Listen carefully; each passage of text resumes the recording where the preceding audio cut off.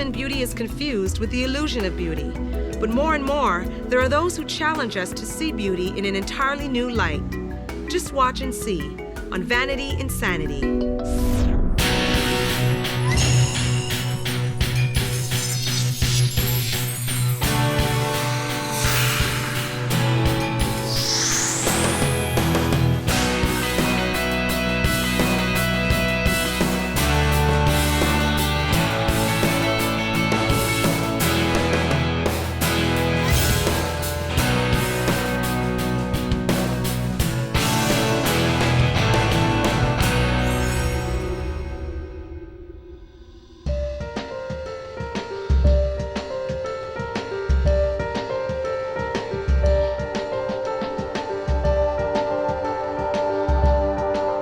It's the old adage, a picture speaks 1,000 words.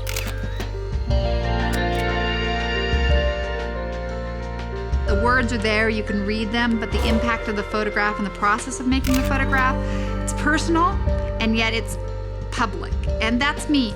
I'm a person that likes concrete objects to help me feel grounded, and photographs do that. Good. Ellen, sit up straight. This is where I was then, and then I can reflect on it, look back at it, and evolve.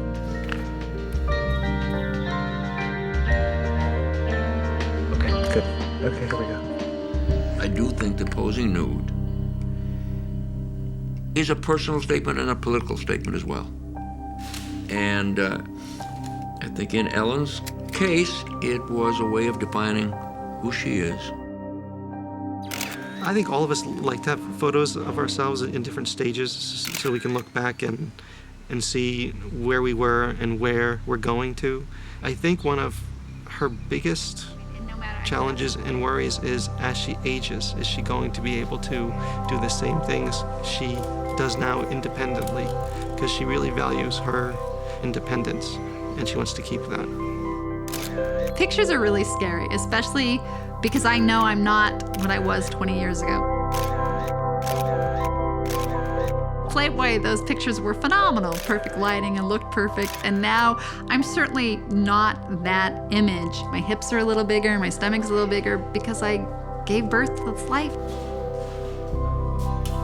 That should be a mark that is beautiful and wonderful, and so I think taking pictures will help me say, I'm still sexy, I'm still beautiful. Stay right there. Stop, stop, stop. And that's what these pictures will be today, but I'm scared to death. I'm like, oh my God, what am I doing? Let's ditch the robe. Yeah. I knew this. Slippy skirt. You have a slippy skirt, slippy, slippy, slippy, slippy. Skirt. Okay, my name is Ellen Stahl, and I don't know what I do personally. Look at me, bite. I have to eat the oatmeal. I'm actually a mom, I think, first and foremost. That's fine. As my daughter's turning 3 and going on to 4 and getting into school, I'm finding myself wanting to get back into entertainment, wanting to bring forward the pots that I put on the back burners.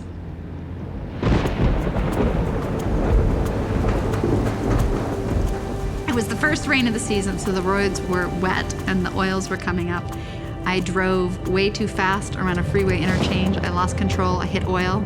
It skid off to the side of the road, flipped on its side, and I was thrown out when it was airborne, and I landed on the left side of my head. They thought I was DOA, and then they thought I would be paralyzed from my neck down, because I broke C5, 6, 7, 8, T1. I have a very high break. I'm a quadriplegic, an incomplete quadriplegic, because the spinal cord was crushed but not severed.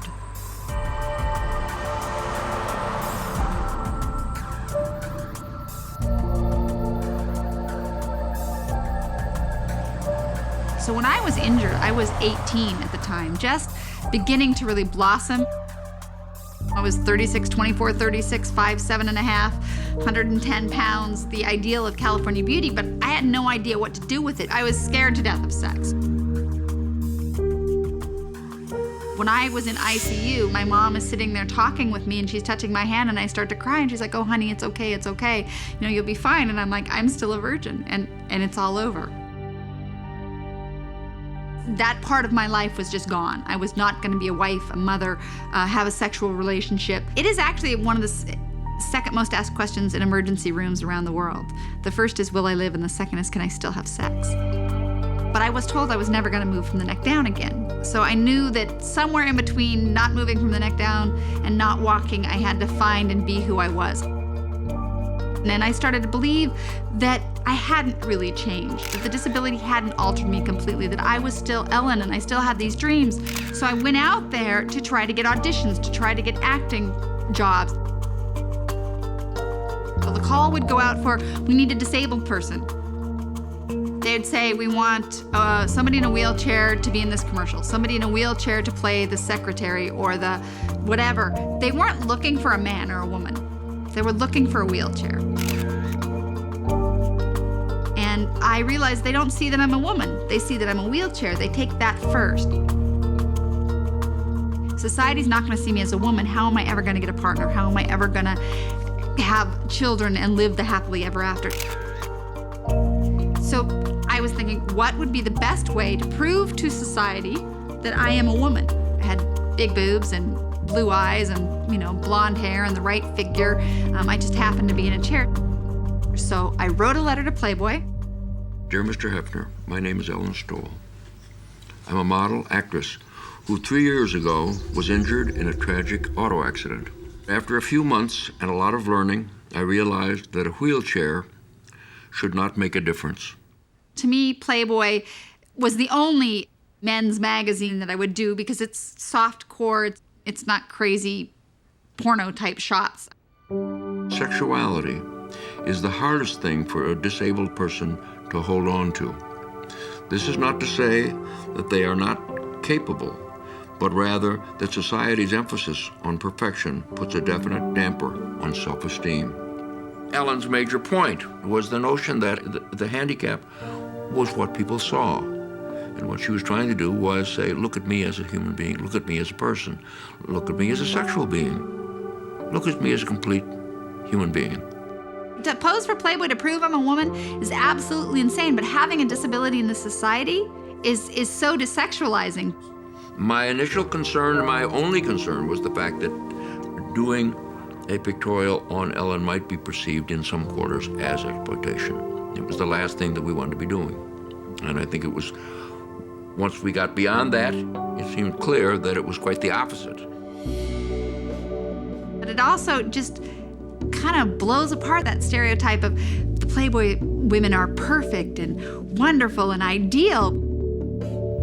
I think it is the very fact that she did not fit the preconceived notion of a model for the magazine that made this particular pictorial worth doing. You could write an extended piece on it, but I think the pictorial said it in simpler and universal terms. When I found out she was a Playboy model, of course, the male's first reaction is, can I see the pictures? They're nice photos, very, very, very nicely done. The disabled community, some people were pretty upset. Here I am, she's Barbie doll and she's in a wheelchair, so how is that really changing the acceptance of people with disabilities? And that brought me into posing for other photos later. I did the cover of New Mobility. Chris Volker shot me then. When I got the assignment from the editor said, well, Ellen Stoll was the first disabled female to be in Playboy. And I'm going, really? How cool. We didn't shoot her nude, but we shot her in this sexy, provocative fashion. And for that magazine, it was really kind of pushing the limits.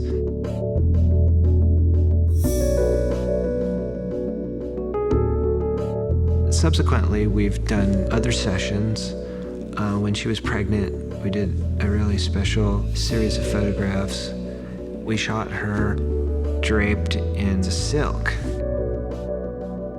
But it's a wet silk. It almost emulates being in the womb. And then when she had Zoe, then we photographed her with the baby a few days later, nude, and it was just really cool. I'm holding Zoe in one hand. It was the most joyous thing in the world to have this child. I know. My favorite picture of Ellen would be the one with Zoe, definitely. And the other one I like is when there's the three of us. Ellen looks happy, Zoe's there, and it's just a really nice family photo. That's our first family photo, I believe.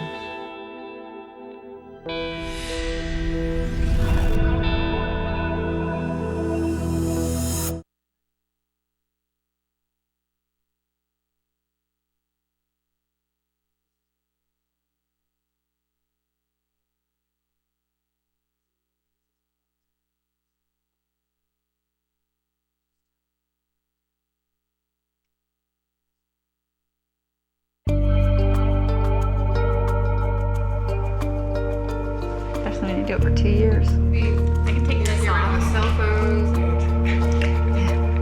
Boobs are back. Very thick boobs. Yeah, I keep seeing like these old was that really necessary? I'm scared to death to shoot with Chris. This is really hard for me. It'll be emotional for me to shoot with him.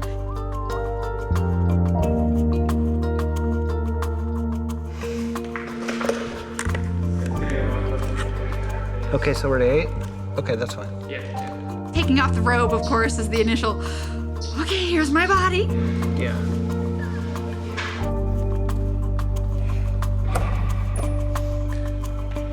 Chin down just a little. Eyes right at me. Real tough eyes. Good. Okay, we need a reading at ASA 200. Fierce at me, okay?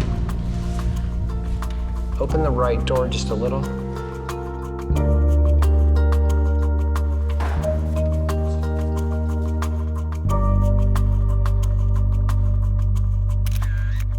Melanie, can you fix her hair right there? That's where it's coming out. Once you start moving and once you hear the photographer say, oh, that's it. Oh, look at that pose. Look at this. It's really cool. It's like you have one amputated leg. It's awesome. Chris is very good about getting you comfortable. And once I was comfortable, I wasn't scared anymore. Can I have Brandon covered 24/70? Probably one of the only people in the world that can F a lady. I feel that when I'm photographing disabled individuals, in a certain way, it's sort of a reflection of myself, too. The mud was phenomenal. It was just so earthy. It gave me a good sense of my body as it is, with the stomach that's not flat, with the things that sort of meld together in the mud, and just an earthy sense of I am still a woman, and that is what is beautiful about me. She has days where she looks at her body and I can tell she's not happy with it. I see her squirming in her chair a little bit or sitting up in her chair. Yeah. And I think it's the changes any mother would go through after having a child. And good. Okay. All right. 8 to the 30th. Okay. Well, that's gonna be a little. Okay.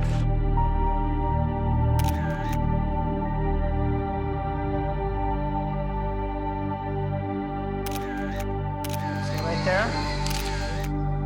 It's nice to see her accepting those changes in a manner now, and being much more comfortable in her body again. As a person with a disability, I really have had to come to accept this is the way that I am. And in terms of my body, as it ages, we can't control it. I mean, we can try. Then let's learn to love where it is and do what we can with what we have.